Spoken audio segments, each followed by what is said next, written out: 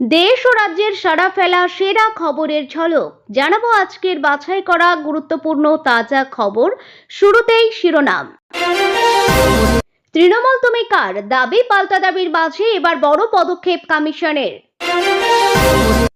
ইউসিসির খসড়া তৈরির কমিটি গঠনের মন্ত্রিসভায় ছাড়পত্র, আগস্টেই বিধানসভায় বিল পেশের প্রস্তুতি। এবার হুমায়ুনের বিরুদ্ধে পুকুর দখলের অভিযোগ, পুলিশ গিয়ে 1 লক্ষ টাকার মাছ বিলিয়ে দিল গ্রামবাসীদের।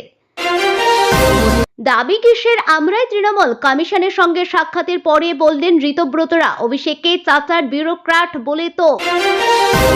আরো বড় বিপাকে অভিষেক, আদালতের নির্দেশের পর প্রবল চাপে ডায়মন্ড হাবড়ারের সাংসদ। আসছে বিস্তারিত খবরে।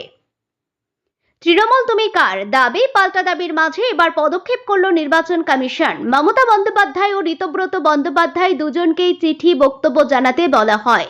সোমবার বিকাল 6 জুলাই বিকাল 5:30টার মধ্যে নথি সহ বক্তব্য জানাতে হবে তাদের। তৃণমূল কংগ্রেসের নাম প্রতীক, বিপুল অঙ্কের ব্যাংক ব্যালেন্সের মালিকানা নিয়ে লড়াই পৌঁছে গিয়েছে দিল্লিতে। আজ বুধবার নির্বাচন কমিশনের ফুল বেঞ্চের সামনে নিজেদের বক্তব্য পেশ করেছেন ঋতব্রত শিবির। ঋতব্রতের দাবি, তার সঙ্গে রয়েছেন কমপক্ষে 65 জন বিধায়ক। বস্তুত কমিশনের কাছে আগেই লিখিত দাবি পেশ করেছিলেন বিক্ষুব্ধ বিধায়ক। সেই আবেদনের ভিত্তিতেই তাদের ডেকে পাঠায় কমিশন।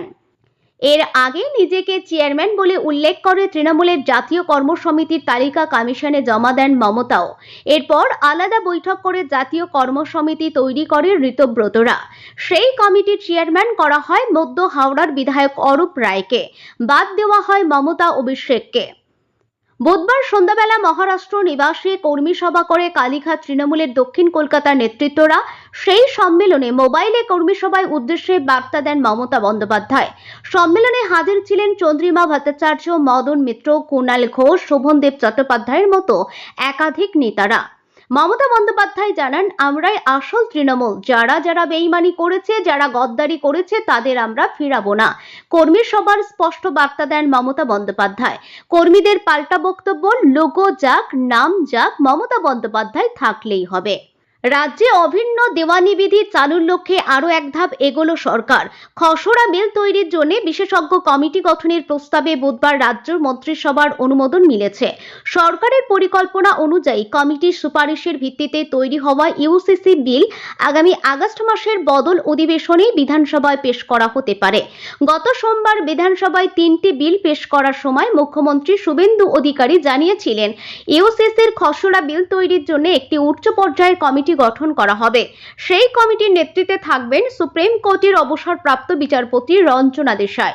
শুভেন্দু জানিয়েছিলেন, রঞ্জনা দেশাই ছাড়াও কমিটিতে থাকবেন একজন অবসরপ্রাপ্ত আইএএস আধিকারিক, একজন আইন বিশেষজ্ঞ, একজন শিক্ষাবিদ, একজন সমাজকর্মী এবং রাজ্য সরকারের জেনারেল অ্যাডমিনিস্ট্রেশন বিভাগের একজন অতিরিক্ত সচিব।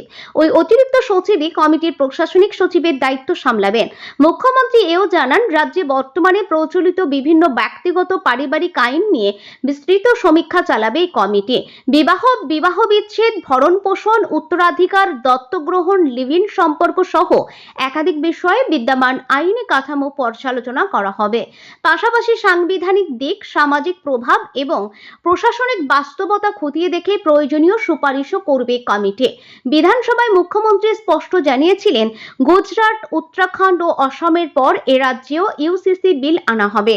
সব সম্প্রদায়ের জন্য একই আইন কার্যকর হবে। ধর্মভিত্তিক পৃথক ব্যক্তিগত আইন থাকবে না, তবে আদিবাসী ও জনজাতি সম্প্রদায়কে এই আইনের আওতার বাইরে রাখা হবে। এদিনের মন্ত্রিসভার বৈঠকে শুধু ইউসিসি সংক্রান্ত কমিটি গঠনের প্রস্তাবই নয়, the West Bengal registration of birth and death rules 2026-এর খসড়া অনুমোদন করা হয়েছে।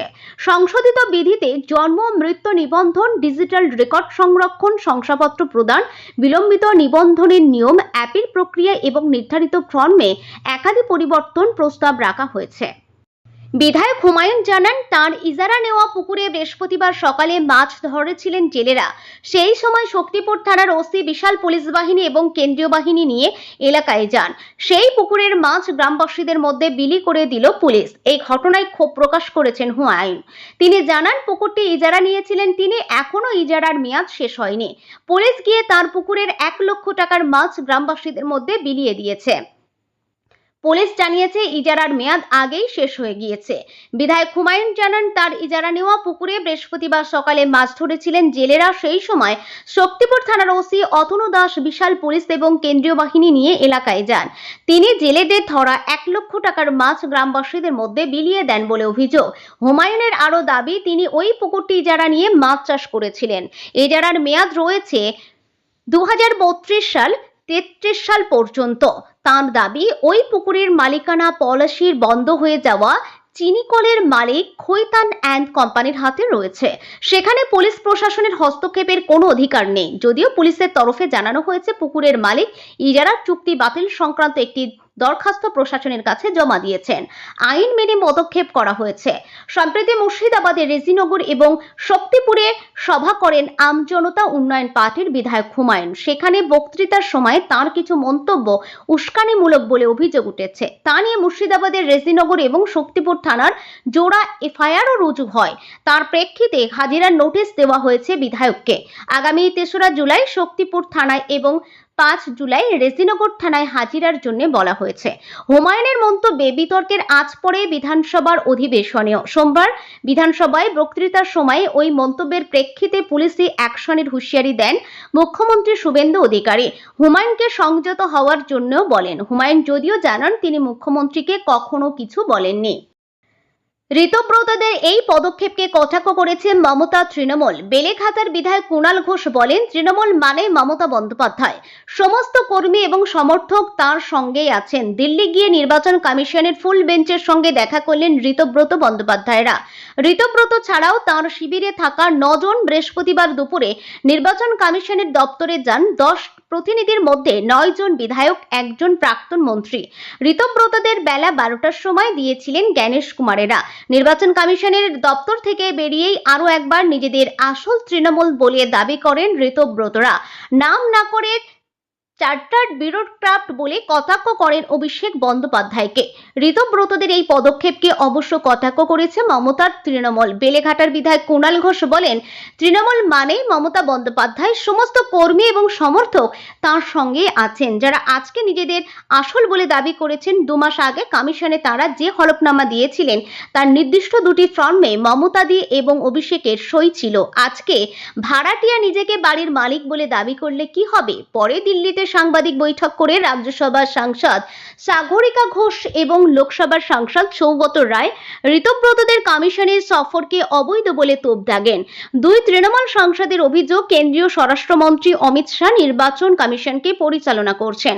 তাদের প্রশ্ন, তৃণমূল ঋতব্রতদের প্রতিনিধি হিসাবে মনোনীত না করা সত্ত্বেও জ্ঞানেশ কুমার কিভাবে তাদের সময় দিলেন? বিজেপি ঋতব্রতদের পরিচালনা করছে বলে দাবি মমতার তৃণমূলের। অন্যদিকে শুক্রবার দুপুরে দিল্লিতে সংবাদ মাধ্যমের মুখোমুখি হয়ে ঋতব্রত জানান, গত 22শে জুন তারা তৃণমূলের বিশেষ অধিবেশন ডেকেছিলেন। ওই বৈঠকের পর নতুন কর্মসমিতি গঠন করা হয়। সেই কর্মসমিতিতে ঠাঁই হয়নি তৃণমূল নেত্রী মমতা বন্দ্যোপাধ্যায় কিংবা অভিষেকের। নতুন কর্মসমিতির বিষয়ে অবহিত করতে তারা কমিশনের কাছে সময় চেয়েছিলেন বলে জানিয়েছিলেন ঋতব্রত। দলের প্রতীক এবং তহবিল কোন শিবিরের হাতে যাবে, এই প্রশ্নের উত্তরে ঋতব্রত বলেন, কোনো রকম বিতর্কের কোনো প্রশ্নই নেই। দলের 2/3 বিধায়ক আমাদের সঙ্গে, প্রাক্তন মন্ত্রীরা আমাদের সঙ্গে, কাউন্সিলররা আমাদের সঙ্গে, জেলা পরিষদের সদস্যরাও আমাদের সঙ্গে। আমরা প্রয়োজনীয় সমস্ত নথি কমিশনের কাছে জমা দিয়েছি। আশা রাখি কমিশনের তরফ থেকে দ্রুত ডাক পাবো। ঋতব্রতদের দাবি, দলের নামে তৃণমূল থাকলেও দলটা পারিবারিক হয়ে গিয়েছিল। তারা দলটাকে আবার তৃণমূল স্তরে ফেরাতে চান বলে জানিয়েছেন ঋতব্রত। তার কথায়, আমাদের লড়াই ব্যক্তি এবং পরিবারের বিরুদ্ধে। তারপরেই অভিষেকের নাম না করে তার কটাক্ষ চাচার ব্যুরোক্রাটের কথা দল চলবে না, এই শব্দবন্ধ ব্যবহার করে অভিষেকের চার্টার্ড বিমানে যাতায়াত করা নিয়ে ঋতব্রত কটাক্ষ করতে চেয়েছেন বলে মনে করা হচ্ছে। গত 22শে জুন নিউটাউনের হোটেলে বৈঠক করে মমতা এবং অভিষেককে বাদ দিয়ে তৃণমূলের জাতীয় কর্মসমিতি গঠন করে ফেলেছিলেন ঋতব্রত এবং তার সহযোগীরা। 23শে জুন তৃণমূল দখলের পথে আরও এক ধাপ এগিয়ে তাঁরা গিয়েছিলেন রাজ্যের মুখ্য নির্বাচনী আধিকারিক এর দপ্তরে। নতুন তৃণমূলের কাণ্ডারি ঋতব্রতদের সঙ্গে সিইও দপ্তরে গিয়েছিলেন তাদের তৈরি তৃণমূল কর্মসমিতির চেয়ারম্যান অরূপ রায়, সাধারণ সম্পাদক সন্দীপন সাহা এবং কোষাধ্যক্ষ আখরুজ্জামান। সূত্রের খবর, মুখ্য নির্বাচনী আধিকারিককে দেওয়া চিঠি এবং দিল্লিতে পাঠানো ইমেইলে নিজেদের আসল তৃণমূল দাবি করে দলের নাম, নির্বাচনী প্রতীক এবং তহবিল নিয়ন্ত্রণের ক্ষমতা চেয়েছে ঋতব্রত শিবির। যদিও তারা কমিশনের কাছে জোড়া ফুল প্রতীক দাবি করছেন কিনা জানতে চাওয়া হলে ঋতব্রতরা বলেছিলেন, প্রতীক দাবি করব কেন, দাবি করার কি আছে, 2/3 বিধায়ক আমাদের সঙ্গে, আমরাই তো তৃণমূল। বৃহস্পতিবার দেশের মুখ্য নির্বাচন কমিশনার জ্ঞানেশ এবং অন্য 2 নির্বাচন কমিশনের সঙ্গে দেখা করার পর সেই বক্তব্যেই পুনরাবৃত্তি করলেন রাজ্য বিধানসভার বিরোধী দলনেতা ঋতব্রত। উস্কানিমূলক মন্তব্যের জেরে আইনি টানাপোড়েনের আরও বড়সড় বিপাকে পড়লেন তৃণমূলের কংগ্রেসের সর্বভারতীয় সাধারণ সম্পাদক তথা ডায়মন্ড হাবড়ারের সাংসদ অভিষেক বন্দ্যোপাধ্যায়। আগামী 8ই জুলাই সকাল 10টায় বিধাননগর আদালতে সশরীরে হাজির হয়ে কণ্ঠস্বরের নমুনা জমা দেওয়ার জন্য তাকে পুনরায় সমন জারি করেছে আদালত। গত 30শে জুন মঙ্গলবার নির্ধারিত শুনানিতে তিনি অনুপস্থিত থাকায় বুধবার এই কড়া নির্দেশ দেয় আদালত। নির্বাচন প্রচারের সময় ডিজে বাজানো সংক্রান্ত বিতর্কিত উস্কানিমূলক মন্তব্যের পরিপ্রেক্ষিতে সিআইডি তদন্তের স্বার্থে এই কণ্ঠস্বরের নমুনা পরীক্ষার নির্দেশ দেওয়া হয়েছে। আইনি জটিলতা এড়াতে বিধাননগর আদালতের এই সমনকে চ্যালেঞ্জ করে জরুরি ভিত্তিতে স্থগিতাদেশের আর্জি নিয়ে কলকাতা হাইকোর্টের দ্বারস্থ হয়েছিলেন অভিষেকের আইনজীবী। তবে সেখানেও বড় ধাক্কা খেতে হয় ঘাসফুলের এই শীর্ষ নেতাকে। হাইকোর্টের বিচারপতি তীর্থঙ্কর ঘোষ এ বিষয়ে হস্তক্ষেপ করতে সম্পূর্ণ অস্বীকার করেন এবং অভিষেকের দায়ের করা আবেদনটি খারিজ করে দেন। হাইকোর্ট নিম্ন আদালতের নির্দেশে স্থগিতাদেশ দিতে অস্বীকার করায় ডায়মন্ড হাবড়ারের সাংসদের উপর আইনি ও রাজনৈতিক চাপ বহুগুণ বৃদ্ধি পেল বলে মনে করছেন আইনজ্ঞ মহল। বিধাননগর আদালত চাপ জানিয়ে দিয়েছে, ফরেনসিক প্রমাণের স্বার্থে আগামী 8ই জুলাইয়ের মধ্যে তদন্তকারীদের কাছে কণ্ঠস্বরের নমুনা দেওয়া বাধ্যতামূলক। বিতর্কিত নির্বাচনী প্রচারের অডিও রেকর্ডিং এর সত্যতা যাচাই করতে সিআইডি অভিষেকের আসল কণ্ঠস্বরের গঠনগত মিল মিলিয়ে দেখতে চাইছে। আদালতের এই কড়া অবস্থানের পর আগামী সপ্তাহের এই হাজিরা এড়ানো অভিষেকের পক্ষে কার্যত অসম্ভব বলে মনে করছে ওয়াকিবহাল মহল। এদিকে অভিষেক বন্দ্যোপাধ্যায়ের বিরুদ্ধে মোটর ভেহিকল আইন লঙ্ঘনের অভিযোগ তুলে কালীঘাট থানায় একটি নতুন লিখিত অভিযোগ দায়ের করা হয়েছে। অভিযোগকারী রাজীব সরকার দাবি করেছেন, অভিষেক বন্দ্যোপাধ্যায়ের নিরাপত্তার দায়িত্বে থাকা নিরাপত্তা কর্মীদের প্রায়শই চলন্ত গাড়ির দরজা ও ফুটবোর্ডে ঝুলন্ত অবস্থায় দায়িত্ব পালন করতে দেখা যায়। তার অভিযোগ, এই ধরনের ব্যবস্থা শুধু নিরাপত্তা রক্ষীদের জীবনকেই ঝুঁকির মুখে ফেলে না, পাশাপাশি অন্যান্য পথচারী ও সাধারণ যানবাহন চলাচলকারীদের জন্য গুরুতর দুর্ঘটনার আশঙ্কা তৈরি করে। সেই কারণে বিষয়টি মোটর যান আইন ও সড়ক নিরাপত্তা বিধির লঙ্ঘন বলে অভিযোগে উল্লেখ করা হয়েছে। উল্লেখ্য, এই রাজীব সরকারই এর আগে অভিষেক বন্দ্যোপাধ্যায়ের বিরুদ্ধে আইনি পদক্ষেপ নিয়েছিলেন। নির্বাচনী প্রচারের সময় করা উস্কানিমূলক মন্তব্যকে কেন্দ্র করে দায়ের হওয়া ডিজে মামলার অভিযোগকারী ছিলেন তিনি। সম্প্রতি সেই মামলায় বিধাননগর আদালত অভিষেক বন্দ্যোপাধ্যায়কে কণ্ঠস্বরের নমুনা পরীক্ষার জন্য সশরীরে হাজির হওয়ার নির্দেশ দিয়েছে। কালীঘাট থানায় দায়ের হওয়া এই নতুন অভিযোগের পর বিষয়টি খতিয়ে দেখছে পুলিশ।